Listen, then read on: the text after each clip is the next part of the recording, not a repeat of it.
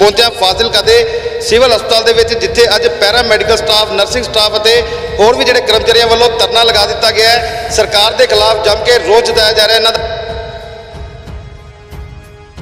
ਸਾਡੇ ਨਾਲ ਸ਼ੁਰੂ ਤੋਂ ਹੀ ਅੱਜ ਤੱਕ ਧੱਕਾ ਹੋ ਰਿਹਾ ਤੇ ਅੱਜ ਇਸ ਹਾਲਤ ਤੱਕ ਅਸੀਂ ਆ ਗਏ ਹਾਂ ਕਿ ਸਾਨੂੰ ਦਰੀਆਂ ਵਿਛਾਣੀਆਂ ਪੈ ਗਈਆਂ ਨੇ ਤੇ ਅਸੀਂ ਤੁਹਾਡੇ ਰਾਹੀਂ ਆਹੀ ਕਹਿਣਾ ਚਾਹੁੰਦੇ ਹਾਂ ਕਿ ਜਾਂ ਤਾਂ ਜਲਦੀ ਤੋਂ ਜਲਦੀ ਸਾਡੀਆਂ ਮੰਗਾਂ ਮੰਨਣ, ਨਹੀਂ ਤਾਂ ਅਸੀਂ ਆਹ ਸੰਘਰਸ਼ ਜਾਰੀ ਰੱਖਾਂਗੇ। ਸਵੇਰ ਦੇ ਪਏ ਸਾਨੂੰ ਕੋਈ ਪੁੱਛਣ ਹੀ ਨਹੀਂ ਆਇਆ, ਕੋਈ ਪੁੱਛਣ ਨਹੀਂ ਆਇਆ ਨਾ ਆਂਦੇ ਹੁਣੇ ਤਾਂ ਇਲਾਜ ਕਰਨੇ, ਪੱਟੀ ਲਾਈ ਨੇ, ਉਹ ਤੋਂ ਬਾਅਦ ਕੋਈ ਦਵਾਈ ਦੇਣ ਨਹੀਂ ਆਇਆ। ਕੋਈ ਦਵਾਈ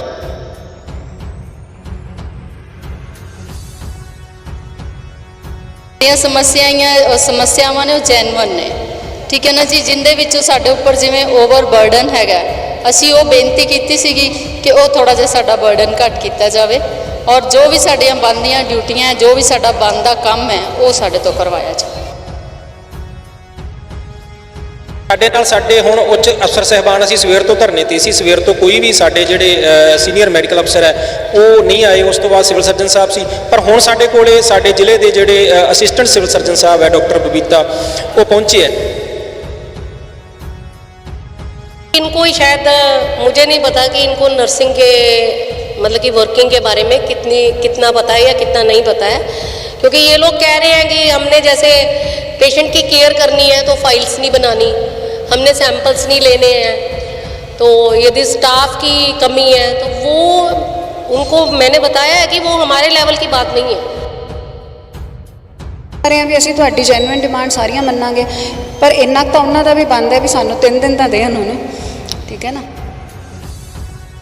ਤੇ ਮੈਂ ਹਾਂ ਤੁਹਾਡਾ ਆਪਣਾ ਰੁਪੇਸ਼ ਬਾਂਸਲ, ਪਹੁੰਚਿਆ ਫਾਜ਼ਿਲਕਾ ਦੇ ਸਿਵਲ ਹਸਪਤਾਲ ਦੇ ਵਿੱਚ, ਜਿੱਥੇ ਅੱਜ para medical staff, nursing staff ਅਤੇ ਹੋਰ ਵੀ ਜਿਹੜੇ ਕਰਮਚਾਰੀਆਂ ਵੱਲੋਂ ਧਰਨਾ ਲਗਾ ਦਿੱਤਾ ਗਿਆ ਹੈ। ਸਰਕਾਰ ਦੇ ਖਿਲਾਫ ਜੰਮ ਕੇ ਰੋਸ ਜਤਾਇਆ ਜਾ ਰਿਹਾ। ਇਹਨਾਂ ਦਾ ਕਹਿਣਾ ਕਿ ਇਹਨਾਂ ਤੋਂ ਵਾਧੂ ਕੰਮ ਲਿੱਤਾ ਜਾ ਰਿਹਾ ਤੇ ਇਹਨਾਂ ਦੀਆਂ ਕੋਈ ਵੀ ਸਮੱਸਿਆਵਾਂ ਬਾਰੇ ਜਿਹੜਾ ਕੋਈ ਵੀ ਸੁਣਨ ਨੂੰ ਤਿਆਰ ਨਹੀਂ ਹੈ, ਜਿਸ ਦੇ ਚਲਦਿਆਂ ਅੱਜ ਇਹਨਾਂ ਵੱਲੋਂ ਇੱਥੇ OPD ਦੇ ਬਾਹਰ ਜਿਹੜਾ ਧਰਨਾ ਲਗਾਇਆ ਗਿਆ ਤੇ ਜਿਹੜਾ ਪੂਰਾ ਸਟਾਫ ਧਰਨੇ ਤੇ ਬੈਠ ਗਿਆ ਤੇ ਇਹਨਾਂ ਵੱਲੋਂ ਹੜਤਾਲ ਵੀ ਕੀਤੀ ਗਈ ਤੇ ਪੂਰੀ ਤਰ੍ਹਾਂ ਨਾਲ ਕੰਮ ਜਿਹੜਾ ਹੈ ਉਹ ਬੰਦ ਕਰ ਦਿੱਤਾ ਗਿਆ। ਤਾਂ ਗੱਲਬਾਤ ਕਰਾਂਗੇ ਇਹਨਾਂ ਦੇ ਨਾਲ ਤੇ ਜਾਣਾਂਗੇ ਕਿ ਆਖਿਰ ਇਹਨਾਂ ਦੀਆਂ ਕੀ ਸਮੱਸਿਆਵਾਂ ਨੇ ਤੇ ਇਹਨਾਂ ਵੱਲੋਂ ਇਹ ਧਰਨਾ ਕਿਉਂ ਲਗਾਇਆ ਗਿਆ। ਹਾਂਜੀ, ਕੀ ਨਾਮ ਸਰ ਤੁਹਾਡਾ? ਮੇਰਾ ਨਾਂ ਜੀ ਸੁਖਜਿੰਦਰ ਸਿੰਘ ਹੈ, ਸਾਂਝੀ ਸਿਹਤ ਕਰਮਚਾਰੀ ਯੂਨੀਅਨ ਦਾ ਜ਼ਿਲ੍ਹਾ ਪ੍ਰਧਾਨ, ਪੈਰਾਮੈਡੀਕਲ ਜਿਹੜੀ ਸਾਡੀ ਜਥੇਬੰਦੀ ਉਹਦਾ ਜਨਰਲ ਸੈਕਟਰੀ ਹਾਂ। ਤੇ ਅੱਜ ਦਾ ਜਿਹੜਾ ਸਾਡਾ ਧਰਨੇ ਦਾ ਮੁੱਖ ਮਕਸਦ ਇਹੀ ਸੀ ਕਿ ਸਾਡੇ ਜਿਹੜੀਆਂ ਪੋਸਟਾਂ ਖਾਲੀ ਹੈ ਉਹ ਪੋਸਟਾਂ ਭਰੀਆਂ ਜਾਣੀਆਂ ਚਾਹੀਦੀਆਂ। ਸਾਡੇ ਕੋਲੇ ਨਰਸਿੰਗ ਸਟਾਫ ਦੇ ਉੱਤੇ ਕੰਮ ਦਾ ਵਾਧੂ ਬੋਝ ਹੈ ਕਿ ਸਾਡੇ ਜ਼ਿਲ੍ਹਾ ਹਸਪਤਾਲ ਦੇ ਵਿੱਚ 40 ਪੋਸਟਾਂ ਸਟਾਫ ਨਰਸ ਦੀਆਂ ਹੈਗੀਆਂ, ਉਹਦੇ ਵਿੱਚੋਂ 20 ਪੋਸਟਾਂ ਜਿਹੜੀਆਂ ਉਹ ਲਗਭਗ ਭਰੀਆਂ ਹੋਈਆਂ, ਅੱਧੀਆਂ ਪੋਸਟਾਂ ਖਾਲੀ ਹੋਣ ਕਰਕੇ ਕੰਮ ਦਾ ਬੋਝ ਉਹਨਾਂ ਤੇ ਬਹੁਤ ਜ਼ਿਆਦਾ ਹੈ ਤੇ ਇਹ ਬੋਝ ਘਟਾਉਣਾ ਚਾਹੀਦਾ। ਪੰਜਾਬ ਸਰਕਾਰ ਨੂੰ ਖਾਲੀ ਪੋਸਟਾਂ ਭਰਨੀਆਂ ਚਾਹੀਦੀਆਂ, ਕੰਟਰੈਕਟ ਦੇ ਜਿਹੜੇ ਮੁਲਾਜ਼ਮ ਉਹ ਪੱਕੇ ਕਰਨੇ ਚਾਹੀਦੇ ਹੈ। ਜਿੱਥੇ ਵੀ ਸਾਡੀਆਂ ਪੋਸਟਾਂ ਹੋਰ ਜ਼ਿਲ੍ਹੇ ਦੇ ਵਿੱਚ ਖਾਲੀ ਪਈਆਂ, ਚਾਹੇ ਉਹ ANM ਦੀਆਂ, ਚਾਹੇ ਉਹ ਸਟਾਫ ਨਰਸਾਂ ਦੀਆਂ, ਚਾਹੇ ਡਾਕਟਰਾਂ ਦੀਆਂ, ਭਰਨੀਆਂ ਚਾਹੀਦੀਆਂ। ਸਰ, ਪਹਿਲਾਂ ਇਹ ਜਦੋਂ ਨਵਾਂ ਸਿਵਲ ਹਸਪਤਾਲ ਬਣਾਇਆ ਗਿਆ ਸੀ ਤਾਂ ਉਦੋਂ ਸਟਾਫ ਵੱਲੋਂ ਕੋਈ ਪੋਸਟਾਂ ਦੀ ਗੱਲ ਕੀਤੀ ਗਈ ਸੀ? ਦੇਖੋ, ਜਿਹੜੀਆਂ ਪੋਸਟਾਂ ਵਧਾਉਣ ਦੀ ਗੱਲ ਜਾਂ ਇਹ ਅਫਸਰਸ਼ਾਹੀ ਦੇ ਜਿਹੜੀ ਨਜ਼ਰ ਦੇ ਵਿੱਚ ਹੋਣੀ ਚਾਹੀਦੀ ਹੈ। ਜਿਹੜੇ ਅਸੀਂ ਕਲਾਸ 3 ਮੁਲਾਜ਼ਮ ਆ, ਜਿੰਨੀਆਂ ਵੀ ਪੋਸਟਾਂ ਕ੍ਰੀਏਟ ਕਰਨੀਆਂ ਪੰਜਾਬ ਸਰਕਾਰ ਦਾ ਕੰਮ ਹੈ। ਜ਼ਿਲ੍ਹਾ ਹਸਪਤਾਲ ਦੇ ਅਕੋਰਡਿੰਗਲੀ ਜਿੰਨੀਆਂ ਪੋਸਟਾਂ ਚਾਹੀਦੀਆਂ ਇਹ ਸਾਡੀ ਅਫਸਰਸ਼ਾਹੀ ਨੇ ਕੰਮ ਕਰਨਾ ਹੁੰਦਾ ਤੇ ਇਹ ਅਫਸਰਸ਼ਾਹੀ ਦੇ ਧਿਆਨ ਵਿੱਚ ਹੋਣਾ ਚਾਹੀਦਾ। ਸਾਡਾ ਜਿਹੜਾ ਅੱਜ ਦਾ ਐਜੀਟੇਸ਼ਨ ਆ ਉਹ ਇਹ ਹੈ ਕਿ ਸਾਡੇ ਉੱਤੇ ਕੰਮ ਦਾ ਬਹੁਤ ਜ਼ਿਆਦਾ ਓਵਰ ਬਰਡਨ ਆ। ਉਹ ਓਵਰ ਬਰਡਨ ਹੋਣ ਕਰਕੇ ਅੱਜ ਇਹ ਗੱਲ ਸਾਹਮਣੇ ਆਈ ਹੈ ਕਿ ਜਿਹੜੀਆਂ ਸਾਡੀਆਂ ਪੋਸਟ ਹੈ ਉਹਨਾਂ ਦੇ ਮੁਕਾਬਲੇ ਸਾਡੇ ਕਰਮਚਾਰੀ ਘੱਟ ਆ, ਉਹ ਪੂਰੀਆਂ ਕਰਨੀਆਂ ਚਾਹੀਦੀਆਂ ਉਹਨਾਂ ਨੂੰ। 20 ਕਰਮਚਾਰੀ ਤੁਸੀਂ ਦੱਸਿਆ ਵੀ ਇੱਥੇ ਪੋਸਟਾਂ ਤੇ ਨਰਸਿੰਗ 20 ਕਰਮਚਾਰੀ ਜਿਹੜੇ ਹੈਗੇ ਆ, ਇਸ ਤੋਂ ਇਲਾਵਾ ਕਿੰਨੇ ਕਰਮਚਾਰੀ ਦੱਸੋ? ਉਸ ਤੋਂ ਇਲਾਵਾ ਹੋਰ ਵਿਭਾਗਾਂ ਦੇ ਵਿੱਚ ਵੀ ਜਿਹੜੇ ਕਰਮਚਾਰੀ ਹੈ, ਫਾਰਮਾਸਿਸਟ ਹੈ ਜਾਂ ਹੋਰ ਕੈਟਾਗਰੀਆਂ, ਉਹਨਾਂ ਦੇ ਵਿੱਚ ਵੀ ਕੁਝ ਪੋਸਟਾਂ ਜਿਹੜੀਆਂ ਉਹ ਖਾਲੀ ਹੈ। ਇਸ ਤੋਂ ਇਲਾਵਾ ਜਿਹੜੀ ਸਾਡੀ ਇੱਕ ਮੰਗ ਨਾਲ ਇਹ ਜੁੜੀ ਹੋਈ ਹੈ ਕਿ ਜਿਹੜੇ ਕੰਟਰੈਕਟ ਤੇ ਕੰਮ ਕਰਦੇ ਆ ਬੰਦੇ, ਉਹਨਾਂ ਨੂੰ ਰੈਗੂਲਰ ਦੇ ਮੁਕਾਬਲੇ ਤਨਖਾਹ ਘੱਟ ਮਿਲਦੀ ਹੈ, ਪਰ ਜਦੋਂ ਉਹਨਾਂ ਨੂੰ ਨਾਲ ਵਾਲੀ ਪੋਸਟ ਦਾ ਕੰਮ ਦਿੱਤਾ ਜਾਂਦਾ ਹੈ ਤਾਂ ਉਹਦੇ ਵਿੱਚ ਕਿਤੇ ਨਾ ਕਿਤੇ ਬੇਇਨਸਾਫੀ ਹੈ ਕਿ ਉਹਨਾਂ ਦੀ ਤਨਖਾਹ ਘੱਟ ਹੈ, ਕੰਮ ਦਾ ਬਹੁਤ ਜ਼ਿਆਦਾ ਹੈ। ਸਰਕਾਰ ਨੂੰ ਚਾਹੀਦਾ ਹੈ ਕਿ ਜਿਹੜੇ ਕੰਟਰੈਕਟ ਤੇ ਮੁਲਾਜ਼ਮ ਹੈ ਇਹਨਾਂ ਨੂੰ ਰੈਗੂਲਰ ਕਰਕੇ ਤੇ ਜਿਹੜੀਆਂ ਖਾਲੀ ਪੋਸਟਾਂ ਉਹਨਾਂ ਨੂੰ ਭਰ ਕੇ ਇਸ ਕੰਮ ਦੇ ਬੋਝ ਨੂੰ ਘਟਾਉਣਾ ਚਾਹੀਦਾ ਤਾਂ ਕਿ ਅਸੀਂ ਜਿਹੜੀਆਂ ਸਿਹਤ ਸਹੂਲਤਾਂ ਇਹਨਾਂ ਦੇ ਵਿੱਚ ਸੁਧਾਰ ਲਿਆ ਕੇ ਤੇ ਲੋਕਾਂ ਦੀ ਸੇਵਾ ਕਰ ਸਕੀਏ। ਹੁਣ ਫਿਰ ਕੋਈ ਅਧਿਕਾਰੀ ਤੁਹਾਡੇ ਨਾਲ ਮਿਲਣ ਆਇਆ ਜਾਂ ਕੋਈ ਆਮ ਆਦਮੀ ਪਾਰਟੀ ਦਾ ਲੀਡਰ ਤੁਹਾਡੇ ਨਾਲ ਮਿਲਣ ਆਇਆ? ਦੇਖੋ, ਸਾਡੇ ਹੁਣ ਉੱਚ ਅਫਸਰ ਸਾਹਿਬਾਨ ਅਸੀਂ ਸਵੇਰ ਤੋਂ ਧਰਨੇ ਤੇ ਸੀ। ਸਵੇਰ ਤੋਂ ਕੋਈ ਵੀ ਸਾਡੇ ਜਿਹੜੇ ਸੀਨੀਅਰ ਮੈਡੀਕਲ ਅਫਸਰ ਹੈ ਉਹ ਨਹੀਂ ਆਏ। ਉਸ ਤੋਂ ਬਾਅਦ ਸਿਵਲ ਸਰਜਨ ਸਾਹਿਬ ਸੀ, ਪਰ ਹੁਣ ਸਾਡੇ ਕੋਲੇ ਸਾਡੇ ਜ਼ਿਲ੍ਹੇ ਦੇ ਜਿਹੜੇ ਅਸਿਸਟੈਂਟ ਸਿਵਲ ਸਰਜਨ ਸਾਹਿਬ ਹੈ ਡਾਕਟਰ ਬਬੀਤਾ, ਉਹ ਪਹੁੰਚੇ ਹੈ। ਉਹਨਾਂ ਨੇ ਸਾਡੇ ਨਾਲ ਬੈਠ ਕੇ ਮੀਟਿੰਗ ਕੀਤੀ ਹੈ। ਸਾਡੀਆਂ ਮੰਗਾਂ ਜਿਹੜੀਆਂ ਉਹ ਲੈਟਰ ਪੈਡ ਤੋਂ ਸਾਡੀਆਂ ਨਾਲ ਵਿਚਾਰ ਉਹਨਾਂ ਨੇ ਜਿਹੜੇ ਸਾਂਝੇ ਕਰਕੇ ਉਹਨਾਂ ਨੇ ਸਾਡੀਆਂ ਮੰਗਾਂ ਬਾਰੇ ਜਾਣੂ ਹੋਏ ਆ ਤੇ ਉਹਨਾਂ ਮੰਗਾਂ 'ਤੇ ਵਿਚਾਰ ਕਰਨ ਵਾਸਤੇ ਉਹ ਆਫਿਸ ਦੇ ਵਿੱਚ ਬੈਠ ਬੈਠ ਕੇ ਜਿੰਨੀਆਂ ਸਾਡੀਆਂ ਮੰਗਾਂ ਉਹਨਾਂ ਤੇ ਵਿਚਾਰ ਕਰ ਰਹੇ ਆ। ਜੇਕਰ ਸਾਨੂੰ ਉਹਨਾਂ ਵੱਲੋਂ ਕੋਈ ਚੰਗਾ ਸੰਕੇਤ ਆਉਂਦਾ, ਸਾਡੀਆਂ ਮੰਗਾਂ ਮੰਨੀਆਂ ਜਾਂਦੀਆਂ, ਤੇ ਫਿਰ ਅਸੀਂ ਇਹ ਜਿਹੜਾ ਆਪਣਾ ਧਰਨਾ ਸਮਾਪਤ ਕਰਾਂਗੇ। ਜੇਕਰ ਉਹ ਸਾਡੀਆਂ ਮੰਗਾਂ ਨਹੀਂ ਮੰਨਦੇ ਤੇ ਸਾਡਾ ਕੰਮ ਦਾ ਬੋਝ ਉਸੇ ਤਰ੍ਹਾਂ ਬਣਿਆ ਰਹਿੰਦਾ, ਫਿਰ ਸਾਨੂੰ ਇਹ ਧਰਨਾ ਕੰਟੀਨਿਊ ਕਰਨ ਲਈ ਮਜਬੂਰ ਹੋਣਾ ਪੈਣਾ। ਕਿਸ ਤਰ੍ਹਾਂ ਦੇ ਕੰਮ ਜਿਹੜੇ ਲਏ ਜਾਂਦੇ ਸਟਾਫ ਨਰਸਾਂ ਦੇ ਕੰਮ ਵਾਸਤੇ ਸਾਡੇ ਜਿਹੜੇ ਸਟਾਫ ਨਰਸ ਜਿਹੜੀ ਐਸੋਸੀਏਸ਼ਨ ਆ ਸਾਡੇ, ਉਹਦੇ ਪ੍ਰੈਜ਼ੀਡੈਂਟ ਜਿਹੜੇ ਸਾਡੇ ਨਾਲ ਮੈਡਮ ਰੁਬੀਨਾ ਜੀ ਹੈ, ਉਹਨਾਂ ਤੋਂ ਤੁਹਾਨੂੰ ਇਹ ਪੁੱਛਣਾ ਚਾਹੀਦਾ ਹੈ ਕਿ ਜਿਹੜਾ ਸਟਾਫ ਨਰਸਾਂ ਦੇ ਕੰਮ ਹੈ ਉਹ ਸਾਰੇ ਉਹਨਾਂ ਕੋਲੇ ਉਹਨਾਂ ਦੇ ਦਿਮਾਗ ਦੇ ਵਿੱਚ ਵੀ ਹੈ ਤੇ ਰਿਟਨ ਦੇ ਵਿੱਚ ਵੀ ਅਸੀਂ ਜਿਹੜਾ ਮੰਗ ਪੱਤਰ ਅੱਜ ਦਿੱਤਾ ਹੈ ਉਹ ਸਾਰੇ ਉਹ ਤੁਹਾਨੂੰ ਦੱਸਣਗੇ। ਤੇ ਕੋਈ ਆਮ ਆਦਮੀ ਪਾਰਟੀ ਲੀਡਰ ਤੁਹਾਡੇ ਕੋਲ ਪਹੁੰਚਿਆ ਸੀ ਕੋਈ ਇੱਥੇ ਧਰਨੇ ਨੂੰ ਚੁਕਾਉਣ ਵਾਸਤੇ ਜਾਂ ਤੁਹਾਡੀਆਂ ਮੰਗਾਂ ਨੂੰ ਲੈ ਕੇ, ਕੋਈ ਤੁਹਾਡੇ ਸਮੱਸਿਆਵਾਂ ਬਾਰੇ ਜਾਣਕਾਰੀ ਲੈਣ ਵਾਸਤੇ? ਦੇਖੋ, ਸਾਡਾ ਜਿਹੜਾ ਐਜੀਟੇਸ਼ਨ ਹੈ ਇਹ ਸਾਡੇ ਅਫਸਰਸ਼ਾਹੀ ਦੇ ਧਿਆਨ ਵਿੱਚ ਲਿਆਉਣ ਵਾਸਤੇ ਹੈ, ਸਾਡੇ ਉੱਚ ਅਫਸਰ ਸਾਹਿਬਾਨਾਂ ਦੇ ਧਿਆਨ ਵਿੱਚ ਲਿਆਉਣ ਵਾਸਤੇ ਹੈ। ਆਮ ਆਦਮੀ ਪਾਰਟੀ ਦੇ ਮੈਂ ਕਿਸੇ ਵੀ ਲੀਡਰ ਨੂੰ ਨਹੀਂ ਜਾਣਦਾ ਕਿ ਕੋਈ ਅਫਸਰ ਜਾਂ ਉਹਨਾਂ ਦਾ ਕੋਈ ਲੀਡਰ ਸਾਡੇ ਵਿੱਚ ਪਹੁੰਚਿਆ। ਸਾਡੀਆਂ ਮੰਗਾਂ ਪੰਜਾਬ ਸਰਕਾਰ ਤੋਂ ਹੈ, ਸਾਡੇ ਸਿਵਲ ਪ੍ਰਸ਼ਾਸਨ ਤੋਂ ਹੈ, ਸਾਡੇ ਸਿਵਲ ਸਰਜਨ ਸਾਹਿਬ ਤੋਂ ਹੈ, ਡਾਇਰੈਕਟਰ ਸਾਹਿਬ ਤੋਂ ਹੈ, ਤੇ ਅਸੀਂ ਆਪਦੀਆਂ ਮੰਗਾਂ ਵਾਸਤੇ ਉਹਨਾਂ ਨੂੰ ਹੀ ਬੇਨਤੀ ਕਰਾਂਗੇ ਕਿ ਸਾਡੀਆਂ ਜਿਹੜੀਆਂ ਮੁਸ਼ਕਲਾਂ ਸਾਡੇ ਅਫਸਰ ਸਾਹਿਬਾਨ ਹੱਲ ਕਰਨ। ਜੀ ਧੰਨਵਾਦ। ਤਾਂ ਤੁਸੀਂ ਦੇਖਿਆ ਕਿਸ ਤਰ੍ਹਾਂ ਦੇ ਨਾਲ ਜ਼ਿਲ੍ਹਾ ਪ੍ਰਧਾਨ ਵੱਲੋਂ ਕਿਹਾ ਜਾ ਰਿਹਾ ਕਿ ਵਾਧੂ ਕੰਮ ਜਿਹੜਾ ਲਿੱਤਾ ਜਾ ਰਿਹਾ ਹੈ ਸਟਾਫ ਤੋਂ, ਨਰਸਿੰਗ ਸਟਾਫ ਤੋਂ ਵਾਧੂ ਕੰਮ ਲਿੱਤਾ ਜਾ ਰਿਹਾ ਤੇ ਹੋਰ ਵੀ ਜਿਹੜੇ ਕੱਚੇ ਮੁਲਾਜ਼ਮ ਹੈ ਉਹਨਾਂ ਤੋਂ ਵੀ ਉਹਨਾਂ ਦੇ ਕੰਮ ਤੋਂ ਇਲਾਵਾ ਜਿਹੜਾ ਵਾਧੂ ਕੰਮ ਜਿਹੜੇ ਲਿੱਤੇ ਜਾ ਰਹੇ, ਜਿਸ ਦੇ ਰੋਸ ਸਵਰੂਪ ਅੱਜ ਇਹ ਧਰਨਾ ਜਿਹੜਾ ਲਗਾਇਆ ਜਾ ਰਿਹਾ ਹੈ। ਤਾਂ ਹੋਰ ਵੀ ਗੱਲਬਾਤ ਕਰਾਂਗੇ ਇੱਥੇ ਮੌਜੂਦ ਜਿਹੜੇ ਨਰਸਿੰਗ ਸਟਾਫ ਹੈ ਉਸ ਦੇ ਨਾਲ ਕਿ ਆਖਿਰ ਉਹਨਾਂ ਤੋਂ ਕਿਸ ਤਰ੍ਹਾਂ ਦਾ ਕੰਮ ਲਿੱਤਾ ਜਾਂਦਾ ਤੇ ਆਖਿਰ ਉਹਨਾਂ ਦੀ ਸਮੱਸਿਆ ਕੀ ਹੈ, ਇਹਦੀਆਂ ਸਮੱਸਿਆਵਾਂ ਆ ਰਹੀਆਂ ਸਟਾਫ ਨੂੰ, ਇਹਦੇ ਬਾਰੇ ਜਾਣਕਾਰੀ। ਹਾਂਜੀ ਸਰ, ਇਸ ਤਰ੍ਹਾਂ ਹੈ ਕਿ ਜੋ ਵੀ ਸਾਡੀਆਂ ਸਮੱਸਿਆਵਾਂ ਸੀਗੀਆਂ ਉਹ ਅਸੀਂ ਰਿਟਨ ਦੇ ਵਿੱਚ ਆਪਣੇ ਜਿਹੜੇ ਜੋ ਵੀ ਸਾਡੇ ਆਫਿਸਰ ਜੋ ਵੀ ਸਾਡੀਆਂ ਸਮੱਸਿਆਵਾਂ ਨੇ ਉਹ ਜੈਨੂਅਨ ਨੇ, ਠੀਕ ਹੈ ਨਾ ਜੀ। ਜਿੰਦੇ ਵਿੱਚੋਂ ਸਾਡੇ ਉੱਪਰ ਜਿਵੇਂ ਓਵਰ ਬਰਡਨ ਹੈਗਾ, ਅਸੀਂ ਉਹ ਬੇਨਤੀ ਕੀਤੀ ਸੀਗੀ ਕਿ ਉਹ ਥੋੜਾ ਜਿਹਾ ਸਾਡਾ ਬਰਡਨ ਘੱਟ ਕੀਤਾ ਜਾਵੇ ਔਰ ਜੋ ਵੀ ਸਾਡੀਆਂ ਬਣਦੀਆਂ ਡਿਊਟੀਆਂ, ਜੋ ਵੀ ਸਾਡਾ ਬਣਦਾ ਕੰਮ ਹੈ ਉਹ ਸਾਡੇ ਤੋਂ ਕਰਵਾਇਆ ਜਾਵੇ। ਲੇਬਰ ਰੂਮ ਨੂੰ ਲੈ ਕੇ ਦੱਸਿਆ ਗਿਆ ਸੀ ਸਮੱਸਿਆ ਆ ਰਹੀ ਹੈ, ਕੀ ਸਮੱਸਿਆ ਹੈ? ਸਮੱਸਿਆ ਲੇਬਰ ਰੂਮ ਦੀ ਇਹ ਸੀ ਜੀ, ਜਿਵੇਂ ਬਿਨਾਂ ਗਾਇਨਾਕੋਲੋਜਿਸਟ, ਬਿਨਾਂ ਮੈਡੀਕਲ ਆਫੀਸਰਸ ਤੋਂ only staff nurse delivery conduct ਕਰਦੀ ਪਈ ਹੈ। ਕਈ ਵਾਰੀ ਇਹੋ ਜਿਹੀਆਂ ਸਮੱਸਿਆਵਾਂ ਸਰ ਸਾਡੇ ਸਾਹਮਣੇ ਆਉਂਦੀਆਂ ਨੇ ਕਿ ਕਈ ਡਿਲੀਵਰੀਜ਼ ਇਹੋ ਜਿਹੀਆਂ ਨੇ ਜਿਹੜੀਆਂ ਇਕੱਲੀ ਸਟਾਫ ਨਰਸ ਨਹੀਂ ਹੈਂਡਲ ਕਰ ਸਕਦੀ। ਉਸ ਦੇ ਰਿਗਾਰਡਿੰਗ ਕੀ ਹੁੰਦਾ ਹੈ ਕਿ ਕੋਈ ਵੀ ਫੋਨ ਲਿਆ ਕੇ ਸਾਡੇ ਕੰਨ ਨੂੰ ਲਗਾ ਦਿੱਤਾ ਜਾਂਦਾ ਹੈ, ਤੁਸੀਂ ਇਹ ਗੱਲ ਕਰੋ, ਸਾਨੂੰ ਪ੍ਰੈਸ਼ਰਾਈਜ਼ ਕੀਤਾ ਜਾਂਦਾ ਹੈ, ਜਦ ਕਿ ਉਹ ਕੇਸ ਸਾਡੇ ਦੁਆਰਾ ਕੀਤਾ ਜਾਣ ਵਾਲਾ ਨਹੀਂ ਹੁੰਦਾ, ਉਹ ਹਾਈ ਇੰਸਟੀਟਿਊਸ਼ਨ ਦੇ ਵਿੱਚ ਹੋਣਾ ਚਾਹੀਦਾ ਹੈ। ਬਸ ਇਹ ਸਾਡੀ ਲੇਬਰ ਰੂਮ ਦੀ ਪ੍ਰੋਬਲਮ ਸੀਗੀ। ਜੋ ਸਾਡੀਆਂ ਬਣਦੀਆਂ ਡਿਊਟੀਆਂ ਨੇ ਉਹ ਤਾਂ ਅਸੀਂ ਕਰ ਰਹੇ ਹਾਂ ਸਰ। ਤਾਂ ਕੋਈ ਇਹਦੇ ਬਾਰੇ ਤੁਸੀਂ ਉੱਚ ਅਧਿਕਾਰੀਆਂ ਨੂੰ ਜਾਣੂ ਕਰਵਾਇਆ ਹੈ, ਸਿਵਲ ਸਰਜਨ ਨੂੰ ਜਾਂ ਐਸਐਮਓ ਨੂੰ ਕਿਸੇ? ਦੇਖੋ ਜੀ, ਅਸੀਂ ਲਾਸਟ ਬੜੇ ਸਾਰੇ ਸਮੇਂ ਤੋਂ ਅਸੀਂ ਆਪਣੇ ਆਫੀਸਰ ਸਾਹਿਬਾਨ ਨੂੰ, ਸੀਨੀਅਰ ਜੋ ਵੀ ਨੇ ਸਾਡੇ, ਅਸੀਂ ਉਹਨਾਂ ਨੂੰ ਰਿਟਨ ਦਿੰਦੇ ਪਏ ਹਾਂ, ਟਾਈਮ ਟੂ ਟਾਈਮ ਦਿੰਦੇ ਪਏ ਹਾਂ, ਇਨਫੋਰਮਡ ਕਰਦੇ ਪਏ ਹਾਂ। ਉਹਨਾਂ ਨੂੰ ਸਾਡੀਆਂ ਸਮੱਸਿਆਵਾਂ ਦਾ ਪਤਾ ਹੈ, ਪਰ ਪਤਾ ਨਹੀਂ ਕਿਉਂ ਸਾਡਾ ਆਪਸ ਵਿੱਚ ਗੱਲਬਾਤ ਅਜੇ ਇਸ ਟੌਪਿਕ ਤੇ ਨਹੀਂ ਹੋ ਪਾਈ। ਕੋਈ ਅਧਿਕਾਰੀ ਮਿਲਣ ਦੇ ਲਈ ਆਇਆ ਤੁਹਾਨੂੰ? ਹਾਂਜੀ, ਹੁਣੇ ਸਾਡੇ ਆਏ ਨੇ ਆਫੀਸਰ, ACS ਮੈਡਮ ਆਏ ਨੇ, ਡਾਕਟਰ ਕਵਿਤਾ ਮੈਮ ਆਏ ਨੇ, ਡਾਕਟਰ ਰਿੰਕੂ ਆਏ ਨੇ। ਹਾਂਜੀ, ਤੇ ਬਸ ਉਹਨਾਂ ਨਾਲ ਸਾਡੀ ਗੱਲਬਾਤ ਹੋਈ ਹੈ, ਜਿਵੇਂ ਵੀ ਹੈ ਪਤਾ ਚੱਲਦਾ ਹੁਣ ਅਗਲਾ ਐਕਸ਼ਨ ਕੀ ਰਹੇਗਾ ਹੁਣ? ਸਾਡਾ ਐਕਸ਼ਨ ਤਾਂ ਦੇਖੋ ਸਰ ਇਹੀ ਹੋਏਗਾ ਵੀ ਜੋ ਸਾਡੀਆਂ ਸਮੱਸਿਆਵਾਂ ਨੇ ਉਹਨੂੰ ਹੱਲ ਕਰ ਦਿੱਤਾ ਜਾਵੇ, ਅਸੀਂ ਆਪਦੇ ਕੰਮਾਂ ਕਾਰਾਂ ਤੇ ਵਾਪਸ ਜਾਈਏ। ਸਾਡਾ ਐਕਸ਼ਨ ਜੀ। ਜੇ ਸਮੱਸਿਆ ਨਹੀਂ ਹੱਲ ਹੁੰਦੀਆਂ ਤਾਂ ਫਿਰ ਕੀ ਕਰੋ? ਫਿਰ ਦੇਖੋ ਸਰ, ਅਸੀਂ ਆਪਣੇ ਹੱਕ ਵਾਸਤੇ ਤਾਂ ਲੜਨਾ ਹੀ ਪਏਗਾ ਜੀ। ਫਿਰ ਤੁਹਾਨੂੰ ਸੇਵਾ ਕਰਨ ਦਾ ਸਾਡਾ ਮੌਕਾ ਮਿਲੇਗਾ। ਹਾਂਜੀ, ਤਾਂ ਗੱਲਬਾਤ ਕਰਾਂਗੇ ਇੱਥੇ ਹੋਰ ਵੀ ਜਿਹੜੇ ਸਾਡੇ ਨਾਲ ਮੌਜੂਦ ਨੇ ਸਟਾਫ ਨਰਸ, ਇਹਨਾਂ ਦੇ ਨਾਲ। ਹਾਂਜੀ, ਕੀ ਕਹੋਗੇ ਪੂਰੀ ਸਮੱਸਿਆਵਾਂ ਨੂੰ ਲੈ ਕੇ? ਬਸ ਜੀ, ਤੁਸੀਂ ਸਾਡਾ ਸਾਥ ਦਿਓ ਤੇ ਅਸੀਂ ਸਵੇਰ ਦੇ ਬੈਠੇ ਹਾਂ, ਦੇਖ ਹੀ ਰਹੇ ਹੋ, ਹੁਣੇ ਤੱਕ ਸਾਡੀ ਸੁਣਵਾਈ ਨਹੀਂ ਕੀਤੀ ਗਈ ਹੈ ਤੇ ਕਿਰਪਾ ਕਰਕੇ ਸਾਡੀ ਹੱਲ ਮਸਲਾ ਕਰੋ ਤੇ ਪਲੀਜ਼ ਹੁਣ ਤੁਸੀਂ ਵੀ ਸਾਡੇ ਨਾਲ ਬੈਠੋਗੇ। ਮੈਂ ਤੁਹਾਨੂੰ ਕਿਸੇ ਨੂੰ ਵੀ ਜਾਣ ਨਹੀਂ ਦੇਣਾ।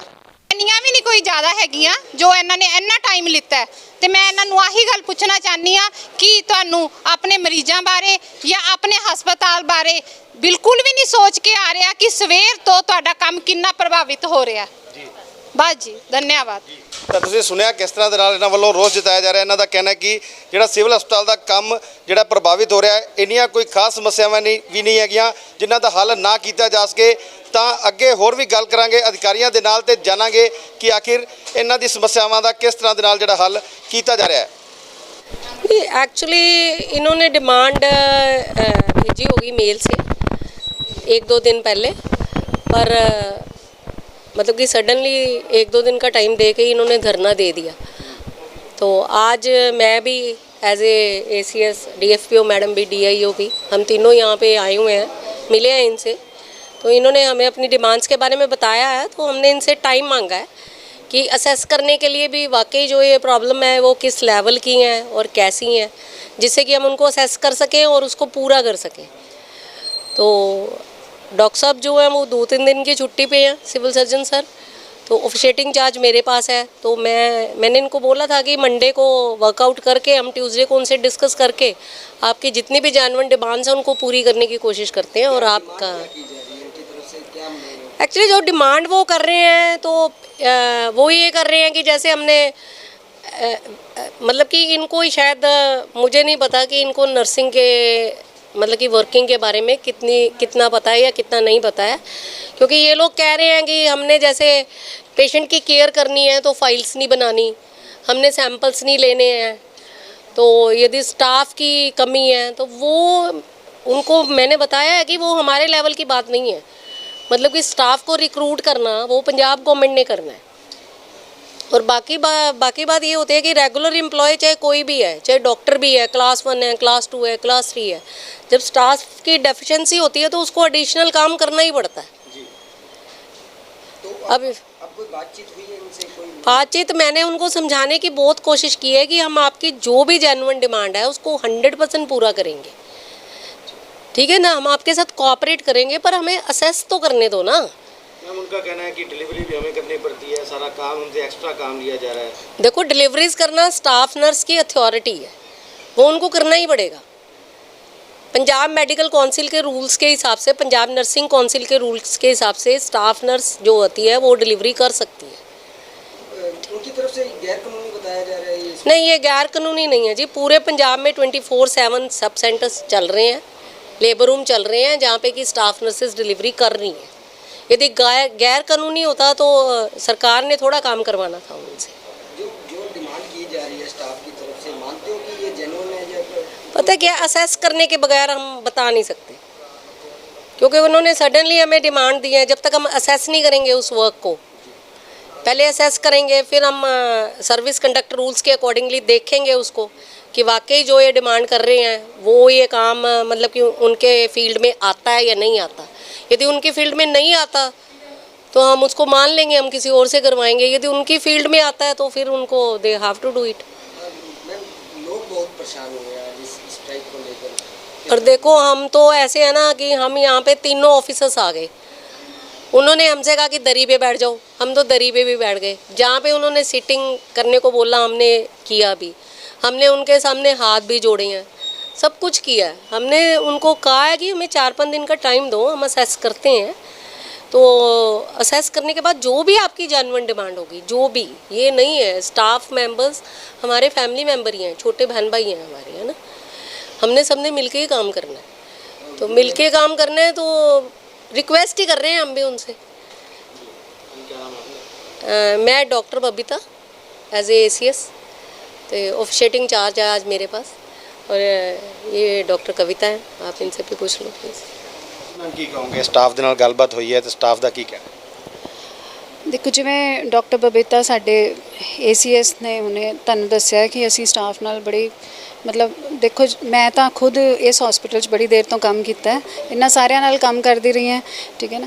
ਤੇ ਬਿਲਕੁਲ ਠੀਕ ਹੈ ਵੀ ਸਾਨੂੰ ਥੋੜਾ ਜਿਹਾ ਅਸੈਸ ਕਰਨ ਦਾ ਜਾਂ ਥੋੜਾ ਦੇਖਣ ਦਾ ਮੌਕਾ ਮਿਲਣਾ ਚਾਹੀਦਾ ਹੈ। ਸਾਨੂੰ ਵੀ ਮਤਲਬ 2-3 ਦਿਨ ਲੱਗ ਸਕਦੇ। ਦੇਖੋ ਕਈ ਵਿੱਚੋਂ ਕੋਈ ਡਿਮਾਂਡਸ ਐਵੇਂ ਦੀਆਂ ਹੋਣਗੀਆਂ, ਅਸੀਂ ਇੱਧਰੋਂ ਉੱਧਰੋਂ ਸਾਨੂੰ ਅਗਰ ਉਹਨਾਂ ਨੂੰ ਲੱਗਦਾ ਵੀ ਸਟਾਫ ਘੱਟ ਹੈਗਾ, ਸਾਨੂੰ ਆਪਣੇ ਡਿਸਟ੍ਰਿਕਟ 'ਚ ਇੱਧਰ ਉੱਧਰ ਵੇਖਣਾ ਵੀ ਪਏਗਾ ਵੀ ਕਿੱਥੋਂ ਅਸੀਂ ਸਟਾਫ ਚੁੱਕ ਸਕਦੇ ਹਾਂ, ਕਿਉਂਕਿ ਅਸੀਂ ਬਾਕੀ ਇੰਸਟੀਟਿਊਸ਼ਨਸ ਵੀ ਚਲਾਉਣੀਆਂ। ਐਵੇਂ ਨਹੀਂ ਕਿ ਅਸੀਂ DH 'ਤੇ ਸਾਰਾ ਸਟਾਫ ਆਪਾਂ ਕਰ ਦਾਂਗੇ ਤੇ ਬਾਕੀ ਇੰਸਟੀਟਿਊਸ਼ਨਸ ਖਾਲੀ ਰੱਖ ਦਾਂਗੇ। ਉਹਦੇ 'ਚ ਉਹ ਅਸੈਸਮੈਂਟ ਵਾਸਤੇ ਥੋੜ੍ਹਾ ਬਹੁਤਾ ਟਾਈਮ ਤਾਂ ਸਾਨੂੰ ਵੀ ਲੱਗੂਗਾ, ਠੀਕ ਹੈ ਨਾ।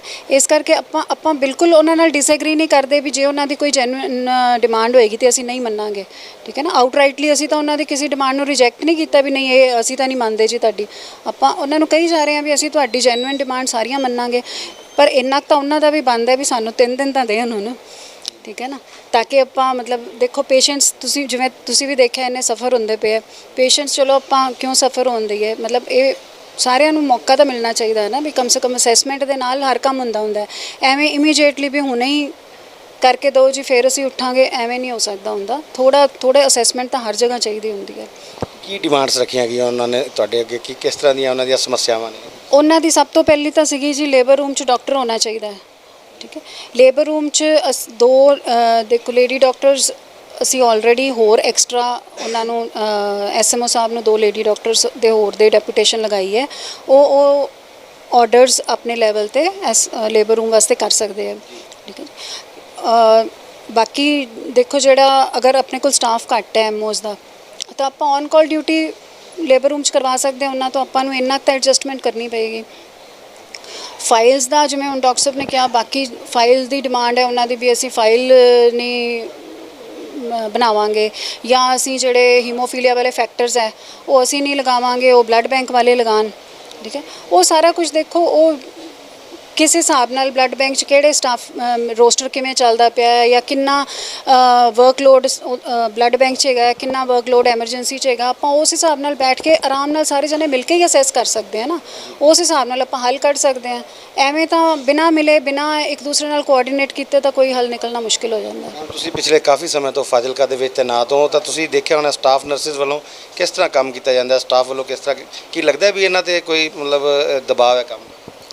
ਦੇਖੋ ਜਿਹੜੀਆਂ ਸਟਾਫ ਨਰਸਿਸ ਸ਼ੁਰੂ ਤੋਂ ਕੰਮ ਕਰਦੀਆਂ ਪਈਆਂ, ਹਸਪੀਟਲ ਹੀ ਇਹਨਾਂ ਨੇ ਚਲਾਇਆ ਹੋਇਆ ਹੈ, ਲੇਬਰ ਰੂਮ ਹੀ ਸਟਾਫਾਂ ਨੇ ਚਲਾਇਆ, ਕਿਉਂਕਿ ਆਪਣੇ ਕੋਲ ਕਦੀ ਵੀ ਡੀਐਚ 'ਚ ਕੋਈ ਗਾਇਨੇਕੋਲੋਜਿਸਟ ਰਹੀ ਨਹੀਂ ਹੈ। ਆਪ ਲੇਡੀ ਐਮਓਜ਼ ਹੁੰਦੀਆਂ, ਠੀਕ ਹੈ, ਜਾਂ ਆਪਾਂ ਜਿਵੇਂ ਕੋਈ ਡੈਪੂਟੇਸ਼ਨ ਇੱਧਰੋਂ ਉੱਧਰੋਂ ਕੋਈ ਆਪਣੇ ਕੋਲ ਗਾਇਨੇਕੋਲੋਜਿਸਟ ਪਹਿਲੇ ਤਾਂ ਪੂਰੇ ਡਿਸਟ੍ਰਿਕਟ 'ਚ ਨਹੀਂ ਸੀ, ਹੁਣੇ ਹੀ ਆਈਆਂ 2 ਗਾਇਨੇਕੋਲੋਜਿਸਟ, ਠੀਕ ਹੈ। ਉਸ ਤੋਂ ਪਹਿਲਾਂ ਇਹ ਸੀਗਾ ਵੀ ਜਿਹੜੀਆਂ ਡਿਲੀਵਰੀਆਂ ਦਾ ਕੰਮ ਹੈਗਾ ਉਹ ਸਟਾਫਾਂ ਹੀ ਮੈਨੇਜ ਕਰਦੀਆਂ ਪਈਆਂ ਸੀਗੀਆਂ, ਔਰ ਅਸੀਂ ਲੋਕੀ ਉਹਨਾਂ ਦੀ ਸਪੋਰਟ ਕਰ ਦਿੰਦੇ ਸੀਗੇ, ਸਰਜਨ ਉਹਨਾਂ ਦੀ ਸਪੋਰਟ ਕਰ ਦਿੰਦੇ ਸੀਗੇ, ਠੀਕ ਹੈ ਨਾ। ਇਸ ਕਰਕੇ ਆਪਾਂ ਐਂ ਨਹੀਂ ਕਹਿੰਦੇ ਵੀ ਆਪਣਾ ਸਟਾਫ ਵਧੀਆ ਹੈਗਾ, ਸਟਾਫ ਵਧੀਆ ਕੰਮ ਕਰਦਾ ਹੈ। ਹੋ ਸਕਦਾ ਉਹਨਾਂ ਨੂੰ ਕੋਈ ਜੈਨੂਇਨ ਪ੍ਰੋਬਲਮਸ ਹੋਣ ਜਿਹੜਾ ਉਹ ਬਹਿ ਗਏ ਬਾਹਰ ਧਰਨੇ 'ਤੇ, ਠੀਕ ਹੈ, ਲੇਕਿਨ ਉਹ ਫਿਰ ਦੁਬਾਰਾ ਅਸੀਂ ਤਾਂ ਇਹੀ ਕਹਾਂਗੇ ਵੀ ਅਸੀਂ ਇਹ ਨਹੀਂ ਕਹਿੰਦੇ ਇਨਜੈਨੂਇਨਲੀ ਬੈਠੇ ਹੈ, ਠੀਕ ਹੈ, ਲੇਕਿਨ ਸਾਨੂੰ ਥੋੜ੍ਹਾ ਜਿਹਾ ਮੌਕਾ ਦੇਣ ਅਸੈਸ ਕਰਨ ਦਾ, ਤਾਂ ਹੀ ਅਸੀਂ ਉਹਨਾਂ ਦੇ ਪੂਰੇ ਸਾਰਾ ਕੁਝ ਕੋਈ ਵੀ ਜਿਹੜੀ ਉਹਨਾਂ ਨੂੰ ਡਿਫਿਕਲਟੀ ਹੈ ਉਹ ਹਟਾ ਸਕਦੇ ਹਾਂ, ਠੀਕ ਹੈ ਨਾ। ਧੰਨਵਾਦ। ਤਾਂ ਇਹ ਸਨ ਫਾਜ਼ਿਲਕਾ ਦੇ ਸਿਵਲ ਹਸਪਤਾਲ ਦੇ ਅਸਿਸਟੈਂਟ ਸਿਵਲ ਸਰਜਨ ਤੇ ਨਾਲ ਉਹਨਾਂ ਦੇ ਡਾਕਟਰ ਕਵਿਤਾ ਸਿੰਘ, ਜਿਨ੍ਹਾਂ ਵੱਲੋਂ ਜਾਣਕਾਰੀ ਦਿੱਤੀ ਜਾ ਰਹੀ ਹੈ ਕਿ ਫਾਜ਼ਿਲਕਾ ਦੇ ਵਿੱਚ ਜਿਹੜਾ ਇਹਨਾਂ ਦੀਆਂ ਡਿਮਾਂਡ ਸੁਣੀਆਂ ਜਾ ਰਹੀਆਂ ਤੇ ਇਸ ਦਾ ਹੱਲ ਵੀ ਕਰਨ ਦਾ ਪ੍ਰਯਾਸ ਜਿਹੜਾ ਕੀਤਾ ਜਾ ਰਿਹਾ। 3 ਦਿਨ ਦਾ ਸਮਾਂ ਜਿਹੜਾ ਇਹਨਾਂ ਵੱਲੋਂ ਮੰਗਿਆ ਗਿਆ ਹੈ, ਜੇਕਰ ਤੇ ਇਹਨਾਂ ਦੇ ਨਾਲ ਗੱਲਬਾਤ ਕਰਨ ਦਾ ਪ੍ਰਯਾਸ ਵੀ ਕੀਤਾ ਜਾ ਰਿਹਾ ਹੈ। ਫਾਜ਼ਿਲਕਾ ਦੇ ਸਿਵਲ ਹਸਪਤਾਲ ਦੇ ਵਿੱਚ ਸਟਾਫ ਦੀ ਹੜਤਾਲ ਤੋਂ ਬਾਅਦ ਇੱਥੇ ਮਰੀਜ਼ਾਂ ਨੂੰ ਵੀ ਖੱਜਲ ਖੁਆਰੀ ਦਾ ਸਾਹਮਣਾ ਕਰਨਾ ਪੈ ਰਿਹਾ ਤੇ ਕੁਝ ਲੋਕ ਜਿਹੜੇ ਹੈ ਉਹ ਪੈਰਾ ਮੈਡੀਕਲ ਸਟਾਫ ਅਤੇ ਨਰਸਿੰਗ ਸਟਾਫ ਦੇ ਸਮਰਥਨ ਦੇ ਵਿੱਚ ਵੀ ਆ ਗਿਆ ਹੈ। ਤਾਂ ਮੇਰੇ ਨਾਲ ਮੌਜੂਦ ਨੇ ਭਾਈ ਸਾਹਿਬ, ਜੀ ਕੀ ਨਾਮ ਤੁਹਾਡਾ? Sonu Paruthi, ex general secretary district Firozpur, Gurvais Singh Sahib district Fazilka ji. देखो जी, साडी सरकार तो मंग है कुछ 15-15 साल तो 10-10 साल तो ਇੱਥੇ ਲੜਕੀਆਂ ਸਟਾਫ ਪੂਰੀ ਮਿਹਨਤ ਲਗਨ ਨਾਲ ਇੰਨਾ ਕੁ ਧਿਆਨ ਕਰ ਰਹੀਆਂ ਕਿ ਉਹ ਮਤਲਬ ਕਿ ਡਾਕਟਰ ਤੋਂ ਜ਼ਿਆਦਾ ਪੇਸ਼ੈਂਟ ਦਾ ਆਪ ਧਿਆਨ ਰੱਖਦੀਆਂ ਨੇ। ਭਾਜੀ ਕੋਈ ਇਹੋ ਜਿਹਾ ਵੀ ਨਹੀਂ ਹੁੰਦਾ ਵੀ ਰੱਬ ਤੋਂ ਜ਼ਿਆਦਾ ਬਾਅਦ 'ਚ ਨਾਮ ਆਉਂਦਾ ਡਾਕਟਰ ਦਾ, ਜਿਹੜਾ ਕਿ ਉਹਨੂੰ ਠੀਕ ਕਰਦਾ ਹੈ। ਦੂਜਾ, ਜੋ ਵੀ ਇਹਨਾਂ ਦੀਆਂ ਮੰਗਾਂ ਹੈਗੀਆਂ ਉਹ ਜਲਦ ਤੋਂ ਜਲਦ ਪੂਰੀਆਂ ਕੀਤੀਆਂ ਜਾਣਗੀਆਂ, ਨਹੀਂ ਤਾਂ ਅਸੀਂ ਯੂਥ ਸਮਾਜ ਸੇਵੀ ਜਿੰਨੇ ਵੀ ਨੇ ਇਹਨਾਂ ਦੇ ਨਾਲ ਨੇ, ਹੱਲ ਲੜਾਈ ਦੇ ਨਾਲ ਨਾ ਸਰਕਾਰ ਦੇ ਨਾਲ ਖਿਲਾਫ ਲੜਾਈ ਲੜਾਂਗੇ ਔਰ ਇਹਨਾਂ ਨੂੰ ਆਦਾ ਹੱਕ ਇਹਨਾਂ ਦਾ ਬੰਦਾ ਦਿਵਾਉਣ ਲਈ ਤਿਆਰ ਹਾਂ। ਸੋਨੂੰ ਤਾਂ ਤੁਸੀਂ ਦੇਖਿਆ ਕਿਸ ਤਰ੍ਹਾਂ ਦਾ ਇਹਨਾਂ ਵੱਲੋਂ ਕਿਹਾ ਜਾ ਰਿਹਾ ਹੈ ਕਿ ਇਹ ਵੀ ਜਿਹੜਾ ਸਟਾਫ ਦੇ ਨਾਲ ਹੱਕ ਦੇ ਵਿੱਚ ਬੈਠਣਗੇ। ਤਾਂ ਤੁਹਾਨੂੰ ਦਿਖਾ ਦਿੰਦੇ ਹਾਂ ਤਸਵੀਰਾਂ ਕਿਸ ਤਰ੍ਹਾਂ ਲੋਕ ਇੱਥੇ ਖੱਜਲ ਖੁਆਰੀ ਦਾ ਸਾਹਮਣਾ ਕਰ ਰਹੇ ਨੇ। ਅੱਜ ਨਰਸਿੰਗ ਸਟਾਫ ਅਤੇ ਹਸਪਤਾਲ ਦੇ ਸਟਾਫ ਵੱਲੋਂ ਜਿਹੜਾ ਹੜਤਾਲ ਕਰ ਦਿੱਤੀ ਗਈ ਹੈ ਅਤੇ ਲੋਕ ਜਿਹੜਾ ਪੂਰੀ ਖੱਜਲ ਖੁਆਰੀ ਦਾ ਸਾਹਮਣਾ ਕਰ ਰਹੇ ਤੇ ਇਹਨਾਂ ਦੇ ਨਾਲ ਗੱਲਬਾਤ ਕਰਾਂਗੇ। ਹਾਂਜੀ ਵੀਰੇ, ਕੀ ਤੁਹਾਡਾ? ਗੁਰਨਾਮ ਸਿੰਘ ਜੀ। ਗੁਰਨਾਮ, ਕਿਸ ਤਰ੍ਹਾਂ ਦੀ ਸਮੱਸਿਆ ਆ ਰਹੀ ਹੈ? ਅੱਜ ਸਟਾਫ ਛੁੱਟੀ ਤੇ ਹੈ। ਅਸੀਂ ਤਾਂ ਸਵੇਰ ਦੇ ਪਏ, ਸਾਨੂੰ ਤਾਂ ਕੋਈ ਪੁੱਛਣ ਹੀ ਨਹੀਂ ਆਇਆ। ਕੋਈ ਪੁੱਛਣ ਨਹੀਂ ਆਇਆ ਨਾ, ਆਂਦੇ ਹੁਣੇ ਤਾਂ ਇਲਾਜ ਕਰਨੇ, ਪੱਟੀ ਲਾਈ ਨੇ, ਉਹ ਤੋਂ ਬਾਅਦ ਕੋਈ ਦਵਾਈ ਦੇਣ ਨਹੀਂ ਆਇਆ। ਕੋਈ ਦਵਾਈ ਦੇਣ ਨਹੀਂ ਆਇਆ ਨਾ। ਇਹ ਮੰਗਾ ਕੀ ਮੰਗੀ ਹੈ? ਦੱਸ ਆ ਸਾਰਾ ਕੰਮ ਹੀ ਤਾਂ ਗਲਤ ਹੋਇਆ ਪਿਆ। ਜੋ ਇਹਨਾਂ ਦੇ ਸਵੇਰੇ ਇਲਾਜ ਕਰਦੇ ਤਾਂ ਅੱਜ ਅਗਾ ਤਾਂ ਨਾਲ ਜਾਂਦੇ, ਹੁਣ ਮੁਕਤਸਰ ਲਈ ਜਾਣੇ। ਮੁਕਤਸਰ ਲੈ ਕੇ ਚੱਲੇ ਹੋ? ਕਿੰਨੀ ਦੇਰ ਹੋ ਗਈ ਤੁਹਾਨੂੰ ਇੱਥੇ ਆਇਆ ਨੂੰ? ਸਵੇਰੇ ਤੜਕੇ ਦੇ ਆਏ। ਹਾਂਜੀ, ਤੜਕੇ ਦੇ। ਤੜਕੇ ਦੇ ਕਿਹੜੇ ਪਿੰਡੋਂ ਆਏ ਹੋ ਤੁਸੀਂ? ਰਾਮ ਸਿੰਘ ਵਾਲੀ ਪੈਣੀ ਚ। ਰਾਮ ਸਿੰਘ ਵਾਲੀ ਪੈਣੀ। ਤੇ ਕੀ ਇਹਨਾਂ ਦੇ ਕੀ ਹੋਇਆ ਕੀ ਹੈ? ਅਸੀਂ ਸਾਲਾਂ ਸਰ ਗਏ ਸੀ, ਉੱਥੇ ਗੱਡੀ ਵੱਜੀ ਏ ਤੇ ਫ੍ਰੈਕਚਰ ਹੋ ਗਿਆ ਲੱਤ। ਸਵੇਰੇ ਦਾ ਆਏ, ਕੋਈ ਹੱਲ ਹੀ ਨਹੀਂ ਹੁੰਦਾ ਪਿਆ। ਕੋਈ ਹੱਲ ਨਹੀਂ ਹੁੰਦਾ ਨਾ। ਕੋਈ ਪਰਚੀ ਮਨ ਕਟਾਉਣ ਜਾਈਏ ਤਾਂ ਉਹ ਕਹਿੰਦੇ ਪਰਚੀ ਵੀ ਨਹੀਂ ਕਟੀਣੀ, ਕੋਈ ਕੁਛ ਨਹੀਂ ਹੋਣਾ। ਤੇ ਮਰੀਜ਼ ਮਰਦਾ ਰਹੇ ਤਾਂ ਪਰਚੀ ਨਾ ਕਟਾਈਏ, ਕੱਟਣੀ ਚਾਹੀਦੀ ਹੈ ਨਾ। ਪੱਟੀ ਕਿਹੜੀ ਗੱਲ ਉਹ ਖੀਰ ਤੋਂ ਲਈ ਜਾਂਦੇ ਮੁਕਤਸਰ ਲਈ ਜਾਂਦੇ। ਤਾਂ ਤੁਸੀਂ ਦੇਖਿਆ ਕਿਸ ਤਰ੍ਹਾਂ ਦੇ ਨਾਲ ਮਰੀਜ਼ਾਂ ਨੂੰ ਵੀ ਜਿਹੜੀਆਂ ਸਮੱਸਿਆਵਾਂ ਦਾ ਸਾਹਮਣਾ ਕਰਨਾ ਪੈ ਰਿਹਾ। ਇਹਨਾਂ ਦਾ ਕਹਿਣਾ ਹੈ ਕਿ ਸਵੇਰ ਤੋਂ ਇੱਥੇ ਆਏ ਹੋਏ ਨੇ, ਪਰਚੀ ਤੱਕ ਨਹੀਂ ਕੱਟੀ ਜਾ ਰਹੀ ਤੇ ਕਿਸੇ ਤਰ੍ਹਾਂ ਦੀ ਕੋਈ ਵੀ ਗੱਲਬਾਤ ਜਿਹੜੀ ਹੈ ਉਹਨਾਂ ਦੀ ਨਹੀਂ ਸੁਣੀ ਗਈ ਹੈ। ਅੱਜ ਪੂਰਾ ਸਟਾਫ ਜਿਹੜਾ ਹੜਤਾਲ ਤੇ ਹੈ ਤਾਂ ਮਰੀਜ਼ਾਂ ਨੂੰ ਵੀ ਖੱਜਲ ਖੁਆਰੀ ਦਾ ਸਾਹਮਣਾ ਜਿਹੜਾ ਕਰਨਾ ਪੈ ਰਿਹਾ ਹੈ। ਤੁਹਾਨੂੰ ਤਸਵੀਰਾਂ ਦਿਖਾਉਂਦੇ ਹਾਂ, OPD ਜਿਹੜੀ ਹੈ ਪੂਰੀ ਤਰ੍ਹਾਂ ਨਾਲ ਬੰਦ ਪਈ ਹੈ ਤੇ ਪੂਰਾ ਕੰਮ ਜਿਹੜਾ ਹਸਪਤਾਲ ਦੇ ਸਟਾਫ ਵੱਲੋਂ ਬੰਦ ਕਰ ਦਿੱਤਾ ਗਿਆ। ਤਾਂ ਮੇਰੇ ਨਾਲ ਆਮ ਆਦਮੀ ਪਾਰਟੀ ਦੇ ਲੀਡਰ ਵੀ ਇੱਥੇ ਮੌਜੂਦ ਹੈ। ਬਿੱਟੂ ਜੀ, ਕੀ ਕਹੋਗੇ, ਕਿਸ ਤਰ੍ਹਾਂ ਦਾ ਇਹ ਮਾਮਲਾ ਹੈ ਔਰ ਮਰੀਜ਼ਾਂ ਨੂੰ ਖੱਜਲ ਖੁਆਰੀ ਦਾ ਸਾਹਮਣਾ ਕਰਨਾ ਪੈ ਰਿਹਾ? ਮੈਨੂੰ ਇਸ ਮਾਮਲੇ ਬਾਰੇ ਪੂਰਾ ਪਤਾ ਨਹੀਂ ਹੈ। ਅੱਛਾ ਜੀ, ਠੀਕ ਹੈ, ਮੈਂ ਥੋੜਾ ਟਾਈਮ ਹੀ ਹੋਇਆ ਮੈਨੂੰ ਆਏ ਨੂੰ।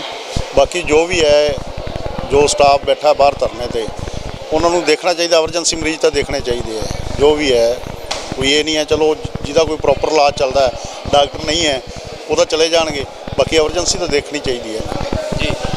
ਤਾਂ ਆਮ ਆਦਮੀ ਪਾਰਟੀ ਦੇ ਲੀਡਰਾਂ ਦਾ ਵੀ ਕਹਿਣਾ ਹੈ ਕਿ ਬੇਸ਼ੱਕ ਹੜਤਾਲ ਹੈ ਲੇਕਿਨ ਐਮਰਜੈਂਸੀ ਦੇ ਵਿੱਚ ਜਿਹੜੇ ਮਰੀਜ਼ ਆਏ ਹਨ ਉਹਨਾਂ ਦਾ ਇਲਾਜ ਤਾਂ ਕੀਤਾ ਜਾਣਾ ਚਾਹੀਦਾ ਹੈ ਤਾਂ ਕਿ ਮਰੀਜ਼ਾਂ ਨੂੰ ਕਿਸੇ ਤਰ੍ਹਾਂ ਦੀ ਪਰੇਸ਼ਾਨੀ ਨਾ ਉਠਾਉਣੀ ਪਏ। ਤਾਂ ਕੈਮਰਾਮੈਨ ਉਮੇਸ਼ ਕੁਮਾਰ ਦੇ ਨਾਲ Rupesh Bansal, RB live media, Fazilka.